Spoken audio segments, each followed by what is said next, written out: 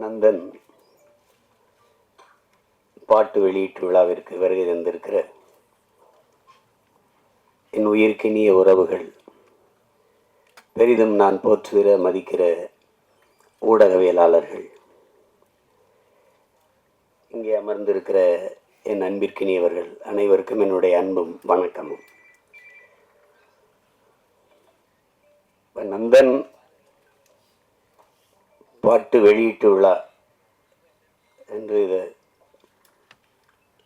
சொல்வதை விட, பல நூறு ஆண்டுகளாக இந்த மண்ணின் மக்கள் பட்ட வலியை வெளியிடுகிற ஒரு விழாவாகத்தான் இதை பார்க்கணும். பாட்டு திறத்தாலே வையத்தை பாலித்திட வேண்டும் பெரும்பாவளன் பாரதி. பன்னொன்று பாடடி இன்பக் கற்கண்டு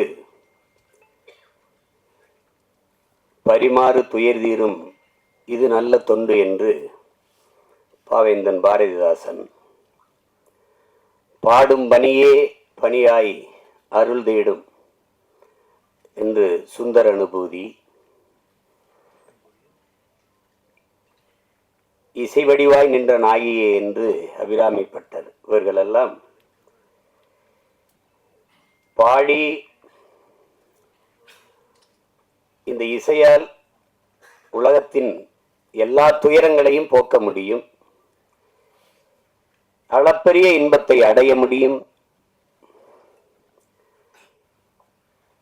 இசையால் இறைவனையே மயக்க முடியும், இறைவனையே காண முடியும் என்று எண்ணற்ற பெருமக்கள் தங்கள் பாக்களால் நிரூபித்திருக்கிறார்கள். ஆனால் இந்த இசை,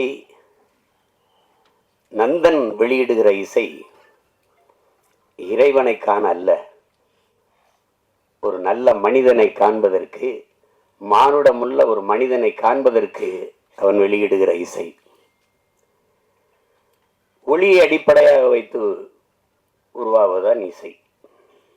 செவி வழியே சென்று இதயத்தை தடவி கேட்கும் உயிர்களை எல்லாம் மயக்கி தன்மையப்படுத்துகிற ஒளியே இசை, அந்த ஓசையே இசை. ஆனால் நந்தன் வெளியிடுகிற இசை இதயத்தை தடவப் போவதில்லை, அது தட்டும், பேரளவில் அது தாக்கும். அதுதான் நந்தனுடைய இசை.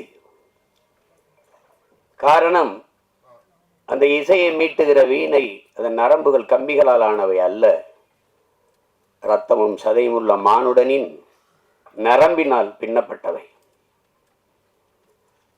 செத்துப்போன மாட்டின் தோளிலிருந்து எடுத்து செய்யப்பட்ட பறையின் இசை அல்ல, உயிரோடு இருக்கிற மனிதனின் தோலை உரித்து உருவாக்கப்பட்ட பறையின் இசை. இது நாம் ஆடுவதற்கல்ல, அதிர்வதற்கு எழுப்பப்படுகிற இசை நந்தனின் இசை.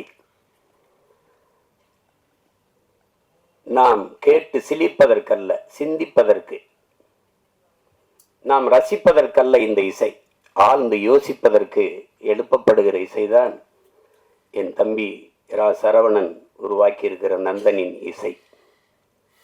அந்த இசையின் நாயகன் என் அன்பு இளவல் சிப்ரான் அவர்களுக்கும், என்னுடைய அன்பிற்கினிய கவிஞர் ரவி அவர்களுக்கும் என்னுடைய பாராட்டுக்கள். இங்கே படத்தை பார்த்தவர்களோட படத்தை பற்றி சொல்ல தயங்குகிறார்கள். என் தம்பி சரவணன்ட்ட கேட்டேன், கதை தெரிஞ்சிருமோ அப்படின்னு. கதை தெரிஞ்சாதான் படம் பார்க்கவே வருவாங்க. அது ஏதோ அதில் படத்தில் மறைவுர்கள், அதில் பேசுறதுல கூட மறைச்சு மறைச்சு பேசுகிறாங்க. அது நீங்கள் போய் பாருங்க, நீங்கள் போய் பாருங்க அப்படின்னு சொன்னாதான் பார்க்க வருவாங்க அவங்க. ஒரு சில படைப்புகள் தான் திரையரங்கை விட்டு வெளியில போன பிறகு அந்த கதையும் கதைக்களமும் கதாமாந்தர்களும் நம் பின்னாடியே வருவார்கள், நம் கூடவே பல நாட்கள் இருப்பார்கள், நம் கண்ணை விட்டு நம் உணர்வை விட்டு அகல மறுப்பார்கள். அப்படிப்பட்ட ஒரு தாக்கத்தை ஏற்படுத்திய படைப்பு தான் என்னுடைய தம்பி ரா சரவணன் அவர்களுடைய படைப்பு நந்தன். பல நூறு ஆண்டுகளாக இந்த இனம் தூக்கி சுமந்து வருகிற வழியை திரை மொழியில் பதிவு செய்யப்பட்டிருக்கு.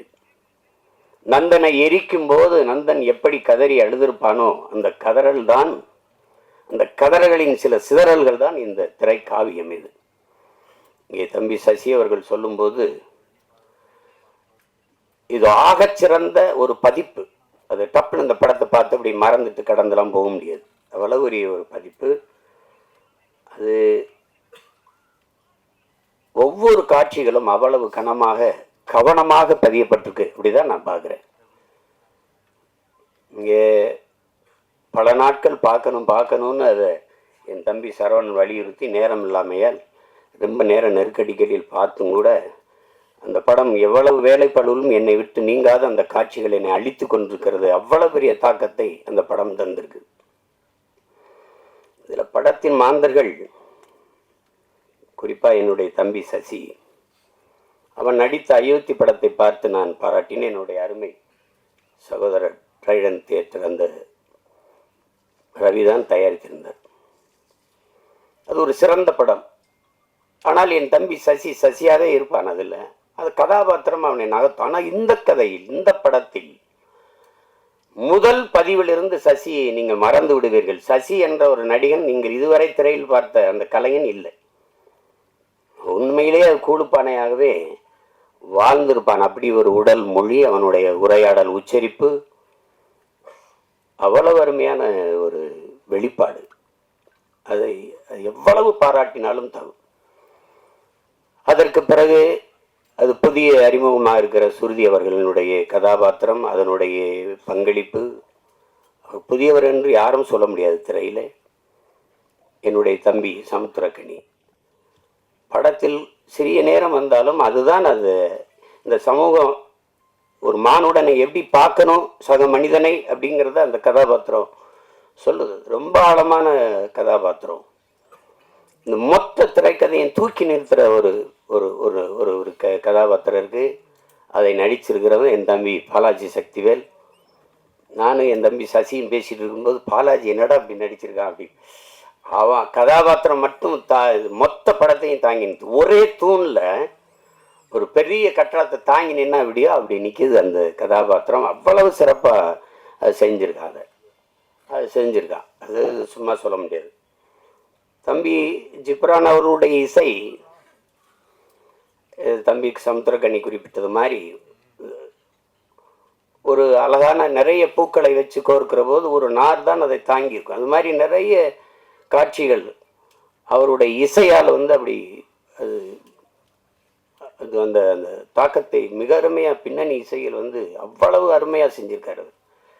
அதை ரொம்ப யோசிச்சு தான் வடிவெடுத்துருக்காங்க. ஜிப்ரான் தான் அது. ஏன்னா பின்னணி இசையில் ஒரு படத்தை தூக்கி நிறுத்துகிற ஆற்றல் ரொம்ப அரிதினும் அரிது. அது உலகத்திலே ஆகச்சிறந்த ஒரு இசை மேதை உண்டென்றால் அதற்கு நம்முடைய அப்பா இளையராஜா அவர்கள் தான். இன்றைக்கி அவருக்கு அடுத்து நிறைய இளவல்கள் வந்துட்டாங்க. இந்த மாதிரி அதை திரைக்கதையை இசையால் தூக்கி சுமந்து போகிற ஒரு ஆற்றல் மிக்க இளைஞன் தம்பி ஜிப்ரான் அவர்கள். அவருடைய படைப்பு, ஒளிப்பதிவாளர் சரண், கலை இயக்குநர்கள் எல்லாம் சிறப்பாக செய்திருக்கிறார். ஒரு அந்த புதிதாக நடித்திருக்கிற இப்போ இருக்கிறாங்க நிலா, சுதாகர் அவங்கெல்லாம் அதாவது தொழில்முறை நடிகர்கள் இல்லை. ஊரில் இருக்கிறவங்க ஒருத்தர் கூட ஒரு தவறாக ஒரு எப்படி சொல்கிறது முகபாவத்தை தந்திருக்க மாட்டாங்க. எல்லாம் உரிய அளவில் பிரமிச்சிருவீங்க நீங்கள். இந்த மாதிரி நேர்த்தியான படங்கள் ரொம்ப நாளாச்சு. நம்முடைய வணக்கத்திற்குரிய ஐயா மகேந்திரன், என்னுடைய அப்பா பால்மேந்திரா, அப்பா பாரதி ராஜா, இவருடைய படங்களில் தான் அவ்வளோ பெரிய நேர்த்தி இருந்தது, அவ்வளோ ஒரு தாக்கம் இருந்தது. ஆனால் சில படங்கள் பொழுதை போக்கும். அதுக்கு வரியே நம்ம கேளிக்கை வரின்னு தான் விதிக்கிறோம். அது பொழுது போக்கும். அது ஏதாவது ஒரு அரிதிலும் அரிதான படங்கள் தான் பொழுதை நல்ல பொழுதாக ஆக்கும். இது ஆகச்சிறந்த பொழுதாக அந்த 2 மணி நேரம் 5 நிமிடத்தை சிறந்த பொழுதாக ஆக்குகிற ஒரு திரைக்காவியம்தான் நந்தன். அது என் தம்பி இதுக்கு முன்னாடி கத்துக்குட்டி இந்த உடன்பிறப்புலாம் எடுத்திருந்தாலும் கூட இந்த 3வது பதிப்பு மிக முத்தான பதிப்பு. அப்படி தான் நான் பார்க்குறேன். அது திரையரங்கு படம் முடிச்சுட்டு நாங்கள் ரொம்ப அவசரமாக போனாலும் நான் போகவே இல்லை. என்னுடைய மனைவியெல்லாம் அந்த கடைசி காட்சியிலேருந்து திரும்பிக்கிட்டு அழுதுகிட்டு இருந்தாங்க. அது அவ்வளவு நெகிழ்ச்சியாக இருந்தது. அது அவங்களுக்கு இவங்கெல்லாம் சொல்ல பயப்படுவாங்க கதையை. நான் சொல்கிற கதை மிக ஆழமான கதை. தமிழ் நிலத்தில் மட்டும் இல்லை, இந்திய பெருநிலம் முழுமைக்கும் இன்றும் நம்மோடு இருக்கிற சக மனிதர்கள், நம்மை போல எலும்பு நரம்பு ரத்தம் சதை பசி உறக்கம் கனவு கண்ணீர் கொண்ட சக மனிதர்கள் எவ்வளவு தூரம் இந்த மண்ணிலே நசுக்கப்படுகிறார்கள், ஒடுக்கப்படுகிறார்கள், ஒதுக்கப்படுகிறார்கள் என்பதை உணர்த்துகிற ஒரு ஒப்பற்ற திரை காவியம்தான் இந்த நந்தன். நாட்டின் இன்னைக்கு பொருளாதார அடிப்படையில் இடஒதுக்கீடை நாம் பேசுகிறோம், நாம் வரவேற்கிறோம். ஆனால் இடஒதுக்கீடு ஏன் கொண்டு வரப்பட்டது அப்படிங்கிறத நீங்கள் அறிவார்ந்த என் உறவுகள் நீங்கள் சிந்திச்சு பார்க்கணும். சீமான் இந்த தெருவில் போகக்கூடாது என்றது ஏழை என்பதற்காக அல்ல. என் உடன் பிறந்தவர்களே, இந்த கோயிலில் நான் நுழையக்கூடாது என்பது நான் ஏழை என்பதற்காக அல்ல. இந்த குளத்தில் நான் குளிக்கக்கூடாது என்பது நான் ஏழை என்பதற்காக அல்ல. நான் இழிமகன், ஈன சாதி, தாழ்ந்தவன், தீண்டத்தகாதவன் என்பதற்காக. எதன் பொருட்டு இங்கே எனக்கு கல்வி, வேலைவாய்ப்பு, அரசியல் அதிகாரம் மறுக்கப்பட்டதோ அதன் பொருட்டே அது கொடுக்கப்பட வேண்டும் என்பதற்காக உருவாக்கப்பட்ட ஒன்றுதான் வகுப்பு வாரி பிரதிநிதித்துவம். அதை நீங்க புரிஞ்சுக்கணும். ஏழை சீமான் நாளை அதானி அம்பானி ஆகிவிடலாம், பொருளாதார அளவுகோல் மாறிவிடும். ஆனால் இன்றைக்கு இழிமகன் சீமான் எந்த உயரத்திற்கு போனாலும் என் மீது சுமத்தப்பட்ட சாதிய இழிவு போக மறுக்கிறது. அதற்கு சான்று சீமான் அல்ல, இந்த நாட்டின் முதல் குடிமகன் பிரசிடென்ட் ஆஃப் இந்தியா ராம்நாத் கோயிலுக்கு வெளியே ஒரு மரத்து நிழல்லே குடும்பத்தோட யாகம் வளர்த்து கும்பிட்டு போனது இன்னும் இருக்கு. வரலாற்று நிகழ்கால நிஜம். நாட்டின் முதல் குடிமகள் Droupadi Murmu, President of India, நாட்டின் பிரதம அமைச்சர் மாண்புமிகு ஐயா நரேந்திர மோடி ஒரு நாற்காலியிலே, ஐயா அத்வானி ஒரு நாற்காலியிலே, அவர் வீட்டு வாசலில் அமர்ந்து பேசுகிறார்கள். அந்த அருமை பெருமகள் அந்த ஓரத்திலே கைகட்டி நின்று கொண்டிருக்கிறாள். Citizen of president of India. இந்த நாட்டில் பெண்ணிய உரிமை பேசுகிறோம், பெண்களுக்கு இடஒதுக்கீடு பேசுகிறோம், சமத்துவம் பேசுகிறோம், சகோதரத்துவம் பேசுகிறோம், ஜனநாயகம் பேசுகிறோம். நாட்டின் முதல் குடிமகள், இந்திய நாட்டின் பிரதமர், இந்திய நாட்டின் பிரசிடென்ட் ஆஃப் இந்தியாவுக்கு அந்த நிலைமை என்றால் சாதாரண ஊராட்சி மன்ற பிரசிடென்ட் தலைவருக்கு என்ன நிலைமை இருக்கும் என்று என் அரும் தம்பி தங்கைகள், என் உடன் பிறந்தார்கள் சிந்திச்சு பாருங்க. இன்றைக்கும் கொடியேற்ற முடியாது. இங்கே எத்தனையோ மாமன்றங்களில் மாநகர மாமன்ற உறுப்பினர்கள் இருக்கிற அவையிலே தாழ்த்தப்பட்டவர்கள் இருப்பதற்கு இருக்கை போடப்படவில்லை என்பது இன்றும் நிகழ்கிறது. உயர் சாதிக்காரன் சுடுகாட்டு வழியே தாழ்ந்தவன் ஒருவன் இறந்து போனால் அவன் பிணத்தை எடுத்துட்டு போக முடியாது. எங்கோ அல்ல, நாகப்பட்டினத்தில் நிகழ்ந்தது. கோயிலுக்குள் நுழைய முடியாது, திறந்து போய் கும்பிடுறா என்று சொல்ல ஒருத்தனும் இல்ல, பூட்டை போட்டு சாவி எடுத்துக்கிட்டு வர ஆள் இருக்கு. ஏன் சிவனை நந்தனார் சரித்திரத்திலே 63 நாயன்மார்களில் ஒருவன் பறையன். அவன் சிவன் பக்தன், எவனுக்கும் சற்றும் குறைவில்லாத பக்தன் நந்தன். எத்தனை 100 ஆண்டுகளாக அந்த வழி துரத்துகிறது. இன்றும் பல நந்தன்கள், பல ஆயிரம் நந்தன்கள். நந்தன் வெளியிலே 63 நாயன்மார்களில் ஒருவன் சிவன் கோயிலுக்கு வெளியிலே சிவனை வழிபட தவிக்கிறான். எல்லோரும் உள்ளே. நந்தி அங்கே நிற்கிறது, சிவனை வழிபட மறைக்கிறது. நந்தனுக்கு சிவன் தெரியாமல் நந்தி மறைக்கிறது. அதை பார்த்த சிவன் நந்தியை நகர்த்தி வைத்தான் என்பது வரலாறு, கதை. அப்போது என்ன கேட்க தோன்றும்? எந்த ஒரு மானுடனுக்கும் ஒரு கேள்வி எழும் இல்லையா? நந்தியை நகர்த்தி வைத்த சிவன் நந்தா உள்ளவாடா என்று ஏன் கூப்பிடல? இந்த கேள்வி எழுமா இயலாதா? அப்ப இறைவனுக்கும் தீண்டாமை இருந்ததா? நீனும் சாதிய பாகுபாடு பார்த்தாயா? பாருங்க, இந்த கேள்விதான் படம், நந்தன் படம். சாதிய இழிவை துடைத்தெறிய போராடாமல் இருப்பதை விட செத்து ஒளிவதே மேலானது. அண்ணல் அம்பேத்கர். இந்த வார்த்தையில வலி இருக்குதா? அதை உணர முடியுதா? என்னைக்காவது என் உடன் பிறந்தவர்களை, நீங்கள் இருந்து சாப்பிட்டு எழுந்த இடத்தை தண்ணீர் விட்டு கழுவியதை நீங்கள் பார்த்ததுண்டா? இந்த தெருவில் நீ நடக்கக்கூடாது, இந்த கோயிலுக்குள் வரக்கூடாது என்று சொன்னதை நீங்கள் கேட்டதுண்டா? தோல் மேலே கையை போட்டு நீங்கள் என்ன சாதி என்று தெரிந்து கொள்வதற்கு நீங்கள் என்ன ஆளுக என்று கேட்டதை நீங்க என்னைக்காவது அந்த வழியை உணர்ந்திருக்கிறீர்களா? உங்களை அழைத்து கொண்டு போய் உங்கள் அப்பா பேர் என்ன, உங்க ஊர் என்ன, உங்க அப்பா என்ன வேலை பார்க்கிறார், எந்த தெருவில் வாழ்கிறீர்கள், எதற்கு, நீ என்ன சாதி என்று கண்டறிவதற்கு இந்த வழியெல்லாம் நீங்கள் அனுபவித்தது உண்டா? இந்த குளத்தில் நீ குளிக்கக்கூடாது என்று சொல்லதுண்டா? தண்ணீரை வாய் வைத்து குடிக்கக்கூடாது, அண்ணாக்கத்தான். அது சுகாதாரம். இன்னைக்கு அண்ணாக்க எல்லாரும் குடிக்கிறது வேறு. இரட்டை குவளை முறை, அதெல்லாம் பார்த்ததுண்டா? நீங்க ஒவ்வொரு சாதிக்கும் ஒரு முடிதிருத்துகிறவர் உண்டு. பார்த்து உண்டுவா? சலவை தொழிலாளி இந்த சாதிக்கு விழுக்கிறவர் தனி. இந்த குளத்துல தான் குளிக்கணும், மாறி குளிச்சனா குளம் விழும். இதெல்லாம் எங்க இருக்குன்னு நினைக்காது. இன்னும் இங்க இருக்கு, இன்னும் இருக்கு.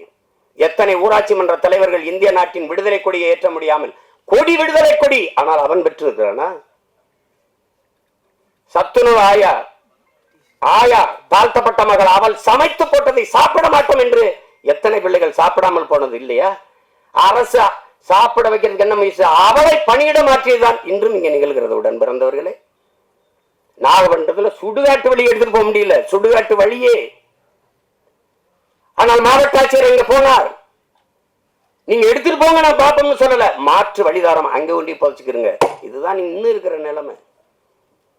அப்ப அதிகாரத்துக்கிட்டே தீண்டாம இருக்கு, பாகுபாடு இருக்கு. அடித்தட்டு மக்கள் என்ன செய்ய முடியும்? அது இன்னும் அந்த நந்தனை எரித்த தீ இன்னும் எரிந்து கொண்டுதான் இருக்கிறது. அதுதான் இந்த படம் வலியுறுத்துது. நீங்க சாதியை ஏற்றதாள்களை வைத்துக் கொண்டு சமூக முன்னேற்றம் மேம்பாடு என்று பேசுவது மலக்குழியின் மேலே நீங்கள் போடுகிற மல்லிய பந்தலுக்கு சமம்ங்கிறாரு இந்த அம்பேத்கர். அதான் இங்க நடக்குது, இங்க நடக்குது. ஆனா நம்ம சகோதரத்துவம் பேசுவோம், சமத்துவம் பேசுவோம். இந்திய அரசியல் அமைப்பு சட்டம் கொடுத்தது தமிழ்நாட்டுக்குள்ள 42 தொகுதி ஆதி குடிகளுக்கு, 2 தொகுதி பழங்குடி. ஆனால் அரசியல் அமைப்பு தந்ததை தவிர இந்த கட்சிகள் கொடுத்தது எத்தனை? ஒண்ணும் கிடையாது. அந்த முறை மட்டும் இல்லை என்றால் ஒருவன் கூட ஒரு சீட்டு கொடுத்துக்க மாட்டான். இந்த காலத்திலையும் பொது தொகுதிக்கு நிறுத்துறதுக்கு, பொது தொகுதிக்கு ஆசைப்படக்கூடாதுன்னு சொல்றதெல்லாம் இருக்குதானே செய்யுது. மொத்தமா வச்சு செதுக்கி தள்ளிட்டா 2 மணி நேரம் 5 நிமிஷத்துல மொத்தமா. அதாவது ஒரு பெரிய அரசியல் பொது மேடைகளை பேச தயங்குறதை திரைமொழியில் மொழிபெயர்த்ததுக்காகவாது என் தம்பி சரவணன் போற்றத்தக்கவன், பாராட்டப்படத்தக்கவன். யாரும் இந்த படத்தை தயாரிக்க மாட்டாங்கன்னு அவனுக்கு தெரியும். இந்த கதையை சொன்னா ஏத்துக்க மாட்டான், பயப்படுவான். ஆனால் பயப்படாம துணிஞ்சு அவன் என்ன பெரிய கோடீஸ்வரன், பிச்சை எடுத்து அங்க 1000 வாங்கியிருப்பான், இங்க 2000 வாங்கியிருப்பான், இங்க 1 லட்சம் வாங்கியிருப்பான், 50,000 இருப்பான். அதை சேர்த்து வச்சு குருவி சேர்த்த மாதிரி வச்சு இந்த படத்தை எடுத்துட்டான். அந்த படத்தை எவ்வளவு திறமை இருந்தாலும் வாய்ப்பில்லை என்றால் அது வெளிப்படாது. ஆனால் இவ்வளவு ஒரு அற்புத திரைப்படத்தை கொண்டு போய் சேர்க்கிறேன்னு துணிந்து வந்த இந்த மகன் ரவி, ட்ரேடன் ஆர்ட்ஸ் ரவி, எவ்வளவு நாளும் பாராட்டலாம். நெருக்கடியான நேரம் தான். நட்புக்காக என் தம்பி சமுத்திரகனி எல்லாம் அவன் 3 நாள் தேதி வாங்கினா, ஆனா ஒரே நாள்ல நடிக்க வச்சு மொத்த காட்சி எடுத்துட்டு அனுப்பியிருக்கான். இப்ப நான் நேற்று ராத்திரி இரவுல இறங்கி இப்ப போகணும், திருப்பி உடனே போய் இரவுல எனக்கு மதுரையில பொதுக்கூட்டம், திருப்பி போனாலும் என் தம்பிகள் மேல நான் வச்சிருக்க பேரன்பு. ஒரு தம்பி படம் எடுத்தாலே வருவேன், எல்லா தம்பியும் சேர்ந்து எடுத்திருக்கான். படத்தை சொதப்பி வச்சா போடான்னு திட்டிட்டு போவேன். நல்லா எடுத்திருக்கான், ரொம்ப நல்லா எடுத்திருக்கான். அவன் கூட்டி வரல சரவணை, படம் என்னை அழைத்து வந்திருக்கு, நீ பேசு, படத்தை பற்றி பேசு. எல்லாரும் அற்புத பங்களிப்பு. ஒழிப்பதெல்லாம் சின்ன சின்ன பசங்களா இருக்கிறாங்க. திறம்பட்ட ஆளுமை எல்லாருமே வெளிப்படுத்திருக்காங்க. அதுல குறிப்பா நான் பொறாமைப்பட்டது ஒன்று இருக்கு. என் தம்பி சமுத்திரகனியின் கதாபாத்திரம், அந்த காட்சி அவன் நடிச்ச அந்த ஒரு நாளை எனக்கு கொடுத்துட கூடாதாடா அப்படின்னு சரவணனை திட்டினேன். சசிகிட்ட கூட சொன்னேன், அந்த கதாபாத்திரத்தை என்ன நடிக்க வச்சிருக்கலாம்லடா. ஏன்னா நான் தான் அவன், என்னுடைய கதாபாத்திரம் தான் கனி நடிச்சிருக்கான், அருமையா நடிச்சிருக்கான். அவன் அப்பப்ப இப்படி எங்கேயாவது அவன் போறான். இப்ப நான் எனக்கு ரொம்ப பொழுதுபோலன்னா விஜய் சூப்பர் தான் பார்ப்பேன். என் மகன்கிட்ட வீட்டு திரை போடலாம்னா, அப்ப தெலுங்கு டப்பிங் படத்துக்குலாம் எதுக்குப்பா வீட்டு திரைன்னு கேட்கிறான். அந்த மாதிரி பார்ப்பேன். அதுல எந்த படம் பார்த்தாலும் என் தம்பி இருக்கான். மகேஷ் பாபுவோட நடிக்கிறான், ரவி தேஜாவோட சண்டைய போடுறான், அங்க பாக்குற எல்லாரோட இருக்கான். நான் சொல்ல, டேய் சசியா எப்போ எந்த படத்துலயும் இருக்கான்டாவன். அவங்க கேமரா இல்லாம கூட போனாலும் போவாங்க. இவருக்கு தம்பி கனி இல்லாம படப்பிடிப்பு போக மாட்டாங்க இவருல. அந்த நேரத்திலையும் பார்த்தா இப்ப சொல்லிட்டு இருப்பான், காலையில 6 மணிக்கு தூங்காம குளிச்சுட்டு இருந்திருக்கான். அண்ணன் தூங்கிடுவா கொஞ்ச நேரம் இருக்காங்கிறான். இப்ப திருப்பி அவன் தேனிக்கு போகணும், நான் மதுரைக்கு போகணும். அத்தனை ஓட்டங்களுக்கு இடையில ஒரு கொஞ்ச நேரம் நில்லுங்கடான்னு இந்த படம் நிறுத்தி வச்சிருக்குன்னா அது காரணம் அந்த படத்தில் இருக்கிற தாக்கம்தான். நான் சும்மா சொல்ல, நல்லா இருக்குன்னா நல்லா இருக்கு, நல்லா இல்லைன்னா அப்புறம் போயிட்டு பேசிட்டா. என் தம்பி பொண்ணு பார்க்க போன கதை தான் சொல்லுவாங்கல்ல, நான் போயிட்டு வரட்டா அப்படின்னு. நீங்க இது எவ்வளவு காலத்துல இருந்து இருக்குது பாருங்க. இன்னைக்கு நேத்து நம்மளை தொடரல. பிறப்பு ஒக்கும் எல்லா உயிருக்கும் என்று பாட வேண்டிய தேவை ஏன் வள்ளுவ பெருமகனாருக்கு வந்தது? பகுத்துண்டு பல் உயிர்கள் ஓம்புக என்று ஏன் சொல்ல வேண்டிய அவசியம் வந்தது? சாதி இரண்டொழிய வேறில்லை சாற்றுங்கால் நீதி வழிவார் நெறிமுறையில் மேதினியில் இட்டோர் பெரியார் இடாதார் ஈழுகுலத்தோர் பட்டாங்கில் உள்ளபடி என்று பாட வேண்டிய அவை பெருமாட்டிக்கு ஏன் வந்தது? பறச்சியாவதேதடா பணத்தியாது ஏவதா இறைச்சி தோல் எலும்பிலே இலக்கமிட்டு இருக்குது என்று பாட வேண்டிய சித்தர் சிவாக்கிற்கு ஏன் வந்தது? எதுக்கு வருது? யாரு மேல கீறினாலும் ரத்தம் ஒண்ணுதான், ஆக மொத்தம் நீ நானும் 10 மாதம் தான். தாத்தா பட்டுக்கோட்டைக்கு ஏன் வந்தது? சாதிகள் இல்லையடி பாப்பா குல தாழ்ச்சி உயர்ச்சி சொல்லல் பாவம் நீதி உயர்ந்த மதிகல்வி அன்பு நிறைய உடையோர் மேலங்கிறான். யாரு? பாரதி. என்ன எல்லாம் கேட்பான், பாட்டன் பாரதிங்கிற. அப்படி சீமானுக்கு எப்படி பாரதி பாட்டன் ஆயிட்டா அப்படின்னு வெறி வருமா இல்லையா? பெரியாரது எல்லாருக்கும் தந்தையா இருக்கும்போது பாரதி எனக்கு பாட்டனா இருக்கிறது என்ன உங்களுக்கு பிரச்சனை? என்ன பிரச்சனை? சோனியா காந்தி அன்னையா இருக்கும்போது பாரதியும் எனக்கு பாட்டனாவும் ஊவேசா எனக்கு தாத்தாவா இருக்குல்ல, என்ன பிரச்சனை? சாதிகள் இல்லையடி பாப்பா என்று பாடியவனை பாப்பான் என்று சொல்லி கொடுத்தவன் எவங்க? எப்படி இருக்கு? ஆழ்ந்து போங்க, வலிக்கும், இறங்குங்க. நான் இப்படித்தான் என் வீட்டு வாலி விழுந்துருச்சுன்னு தான் கிணத்துக்குள்ள குதிச்சேன். மூழ்கி போகும்போது என் பரம்பரையே உள்ள கிடக்குன்னு தெரிஞ்சு முதல்ல என் வாலி எடுக்கத்தான் இறங்கினேன் நான் கிணத்துக்குள்ள. உலங்கு பாருங்க, இருட்டறையில் உள்ளதடா உலகம், சாதி இருக்கின்றதென்பானும் இருக்கின்றானே என்றான் புரட்சி பாவலன். பாருங்க, தமிழுக்கும் அமுதன் என்று பேர் அந்த தமிழ் இன்பத்தமிழ் எங்கள் உயிருக்கு நேர்ந்து பாடிய பாரதிதாசன் புரட்சி பாவலன். தமிழ் வளர்த்தல் ஒன்று, சாதி ஒழித்தல் மற்றொன்று என்று பாடல. சாதி ஒழித்தல் ஒன்று, நல்ல தமிழ் வளர்த்தல் மற்றொன்று. நான் முதல்ல ஒழிக்கணும்டா சாதி. என்ன கடவுள் வெறி சமய வெறி கண்ணன் நிகர் தமிழுக்கு நோய் நோய் நோயே இடை வந்த சாதி எனும் இடர் ஒழிந்தால் ஆள்வது நம் தாய் தாய் தாயேன்னா அதை ஒழிக்கணும்டா அப்படின்னா. அப்புறம் எங்கிட்ட சகோதரத்துவம் சமத்துவம் ஜனநாயகம் ஏன் பேசுற? ஏன் பேசுற? மக்கள் எப்படி இருக்கானா? இல்ல, அயோத்தியில ஒரு பொது தொகுதியில் அகிலேஷ் யாதவ் ஒரு தாழ்த்தப்பட்ட தமிழ் மகனை நிறுத்தி பொது தொகுதியில் வென்றான். மக்கள் சரியாக இருக்கான். 21 தேர்தலில் 16 இடங்கள் பொது தொகுதியை கொடுத்த ஆதி தமிழ் குடிகளுக்கு. என்னாரும் சொந்தங்களை உங்கள்கிட்ட சொல்றேன், நீங்க வேணா எடுத்து புள்ளிவரங்களை பாருங்க. நான் பொது தொகுதியில் ஆதி தமிழ் பிள்ளைகளை நிறுத்திய இடத்தில் தான் எனக்கு வாக்கு அதிகம். நீங்க எடுத்து பாருங்க புள்ளி விவரங்களை. அப்ப மக்கள் சரியா இருக்காங்க, நீ சரியா இல்ல. எல்லா வழியும் மொத்தமா ஒரு படம் பேசுதுன்னா அது நந்தன் பேசுது. அந்த படத்துக்கு பேர் பொருத்தம் அப்படி இருக்கு. நந்தனார் சரித்திரம் நீங்க அது பார்த்துருக்க முடியும். இப்ப அப்பெல்லாம் நாடகமா கூட வந்துச்சு, இப்ப இல்ல. அதுதான் அந்த நந்தனை எரித்த தீயில் ஒரு ஒரு கொஞ்சம் எடுத்துட்டு வந்துதான் எரிய விட்டுருக்கான் என் தம்பி. அந்த நந்தன்ல கைரேய வச்சிருக்கான் பாருங்க. கல்வி அறிவற்ற சமூகம், படிக்க பள்ளிக்கூடம் கல்வி என்ன சொல்றது, கல்வி வரவே மறுத்த சமூகம் நாங்க. SC ST schedule tribes, SC Paraiyar Devendrar எல்லாருக்கும் இடஒதுக்கீடு இருக்கு. 18 விழுக்காடுங்க. முதல்ல எஸ்டிக்கு கம்யூனிட்டி சர்டிபிகேட் இருக்கா? சாதி சான்றிதழ் இருக்கா? ஆதி தமிழ் குடி குறவருக்கு இருளருக்கு சாதி சான்றிதழ் இருக்கா? இல்ல.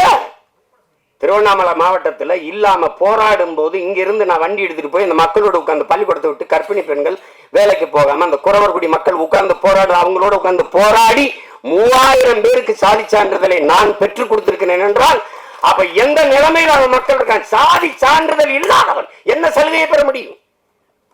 ரேஷன்ல அரிசி போடுறான், சரிதான், ரேஷன் கார்டுல தானே வாங்க முடியும், கார்டே இல்லையே.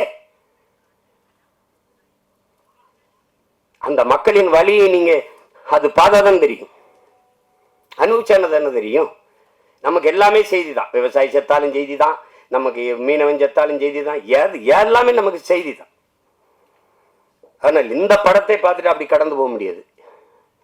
பத்திரிகை இதழியல் உறவுகளுக்கெல்லாம் போட்டு காமிச்சாரா இல்லையான்னு தெரியல. நீங்க பார்க்கும்போது நான் பேசுற இந்த உணர்வு உங்களுக்கு புரியும். இது அது அவ்வளவு சிறந்த ஒரு ஒரு படைப்பு. அதுக்கு எடுக்கிறதுக்கு ஒரு அசாத்திய துணிவு வேணும். கதைக்களத்தை முதல்ல உள்வாங்கணும், அந்த கதாபாத்திரங்களை. அதை அந்த திரைக்கதை அவ்வளவு செறிவா அவர் அந்த வழியை ஏற்படுத்துற அளவுக்கு செதுக்கிட்ட ரொம்ப அசாத்தியமான ஒரு படைப்பு. சமீப காலத்துல ஒரு நீங்கள் தெருவில் நடந்துக்கிட்டே போகும்போது ஒரு அழகான ஒரு இடத்த பார்த்தா நின்று கொஞ்சம் நேரம் பார்ப்பீங்கல்ல, அப்படி எத்தனையோ படம் பார்த்து நீங்கள் கடந்து போனாலும் நந்தன் படத்தை கொஞ்சம் நேரம் நின்று அப்படி பார்ப்பீங்க. அப்படி ஒரு தாக்கத்தை ஏற்படுத்தக்கூடிய படம். அதுங்க நம்ம இன்னைக்கு இல்லை, எத்தனை பேர் எத்தனை முன்னோர்கள் நம்ம முன்னோர்கள் பாடியிருக்காங்க சாதிய இழிவு தீண்டாமை கொடுமைக்கு. சாத்தா முத்துராமலிங்கத்தேவர் அவர்களை இன்னைக்கு எல்லாம் சாதியவாதியாக தான் இந்த சமூகம் பார்க்குது, போட்டு அப்படி கட்டமைக்குது. சாதிய எண்ணம் கொண்டவன் அரசியலுக்கு வந்தால் நாடு நாசமாகி முடியும் பேசுனது அவர் தான். சாதிய சிந்தனை கொண்டவன் இறைவனையே வழிபடாறுகளை அற்றவன் அவர் தான். உன்கிரகை உயர்ந்தது உழைக்கிறகை தாழ்ந்தது என்கிற எண்ணம் எவருக்கும் இருக்கக்கூடாது. இறைவனுக்கு முன்பே இரண்டு கையும் இணைத்துத்தான் வணங்குகிறோம் என்று சொன்னதும் அவர் தான். பிறப்பில் இல்லை தாழ்ந்தவன் உயர்ந்தவன். அவன் பெற்றிருக்கிற கல்வி அறிவு, அவனுடைய தனி மனித ஒழுக்கம், செயல்பாடுகள், இதை வைத்துத்தான் ஒருவன் உயர்ந்தவன் தாழ்ந்தவன் என்று தன்னெல்லாம் அம்பேத்கர் சொல்றார். நான் குடிக்க மாட்டேன், மதம் இருந்த மாட்டேன், மனைவி தவிர வேற ஒரு பெண்ணை நினைக்க மாட்டேன், ஊழல் வர மாட்டேன், லஞ்சம் வர மாட்டேன். இந்த சமூகம் ஒழுக்கத்திற்கு என்னென்ன வரையறை வைத்திருக்கிறதோ அதையெல்லாம் கடைபிடித்து வாழ்கிற நான் இளிமகன், தாழ்ந்த சாதி. இந்த சமூகம் எதையெல்லாம் தவறு என்று போய்த்திருக்கிறதோ, ஒழுக்கங்கள் என்று போய்த்திருக்கிறதோ அதையெல்லாம் செய்கிற ஒருவன் உயர்ந்த சாதி என்று பிறந்ததனாலே அவன் உயர்ந்தவன் என்று சொல்கிறாய். இது எப்படி ஏற்கிறதுங்கிறது நீங்களே சொல்லுங்க. இது எப்படியா இருக்கிறது? எப்படியா இருக்கிறது? எங்க அண்ணன் கமலஹாசன் என்கிட்ட பேசுனதற்கு தனிப்பட்ட முறையில் நான் குளிக்காம ரெக்கார்டிங் தேட்டர் போவேன் தம்பி, நான் கறி சாப்பிடுவேன், நான் அசைவ உணவு சாப்பிடுவேன், சாமி கும்பிட மாட்டேன். பாருங்க, இது எங்க அண்ணன் கமலஹாசன் எதுக்கு சொல்ல வர்றாரு. ஆனா இதுல எதையுமே செய்ய மாட்டார். ஐயா இளையராஜா சாமி கும்பிடுவாரு, கவிச்சு சாப்பிட மாட்டாரு, குளிச்சுட்டு தான் வருவாரு, எல்லாம் பண்ணுவாரு. அவர் பறையன், நான் ஐயன். புரியுதா? அந்த வேறுபாடு புரியுதா? சமூகம் எப்படி கட்டமைச்சிருக்கு பாருங்க. இப்ப யார் உயர்ந்தவர்? எது உயர்ந்தது? எதன் அடிப்படையில் நம்ம அதை பார்க்கிறோம்? அதுதான் பிரச்சனை.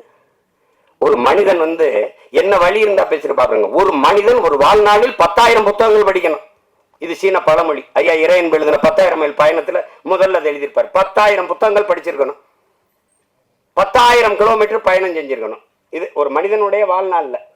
அது சீன பொன்மொழி. அதை எடுத்திருப்பார். 10,000 மைல் பயணம் புத்தகத்தை படிச்சீங்கன்னா முதல்ல இதை எழுதியிருப்பார். ஆனால் 64,000 புத்தகங்களை படித்த ஒருவன் இருக்கான் உலகத்துல. தனி மனிதன் நூலகம் தெற்காசிய கண்டத்திலேயே பெரிய நூலகமாக இருந்தது ஒருத்தனுடையதுதான். அவன் ஜமீனும் இல்லை, திவானும் இல்லை, அவன் அமைச்சர் பெரிய கோடீஸ்வரனும் இல்லை. அப்படி புத்தகங்களா வாங்கி சேர்க்க. அவன் நகையை வாங்கி சேர்த்தான், காரை வாங்கி சேர்த்தான், சொத்தை வாங்கி சேர்த்தான். ஒருத்தன் புத்தகத்தமா சேர்த்திருக்கான். படுக்கிற இடம் கூட தான் படிக்கிற இடத்துக்கு பக்கத்தில் இருக்கணும். நூலகத்துக்கு அருகிலேயே அறை எடுத்து தங்கியவன். உலகத்தின் தலை சிறந்த கல்வியாளன் சிலையை சிறக்க போகிறோம் என்று ஆஸ்திரேலிய பிரதமர் போய் சிலையை திறக்கிறார். ஒரு சிவப்பு பட்டு துணியிலே போர்த்தி இருக்கிறது. திறக்கிறாங்க, மார்பளவு சிலை. திறந்தால் அறிவாசன் அண்ணல் அம்பேத்கருடைய சிலை. என் அருமை பெருமக்களே, அந்த பேரறிஞன் சொல்லுகிறான், அவன் பட்ட வழியில் இருந்து அவன் மொழி வருகிறது. ஆடு குளித்து செல்கிறது இந்த குளத்திலே, மாடு குளித்து செல்கிறது, சக மனிதன் நான் குளித்து வெளியேறக்கூடாதா? அந்த வழியை நீங்க புரிஞ்சுக்கிட்டீங்கன்னா இந்த படம் உங்களுக்கு ரொம்ப பிடிக்கும். இந்த வழியின் மொழிதான் நந்தன்கிற திரைக்காவியம். வழி இருந்தால் படத்தோட பொருந்திருவியே, அது உங்களை பாதிக்கும். இல்லை என்றால் இந்த படம் போதிக்கும்.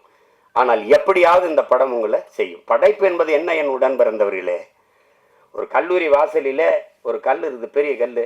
அவன் என்ன சொல்றான், இதை எடுக்கணும், என்னடா பண்ணலாம் அப்படின்னு. அடிச்சு நொறுக்கி பூமிக்குள்ள புதைச்சிடலாம் ஒரு மாணவன்.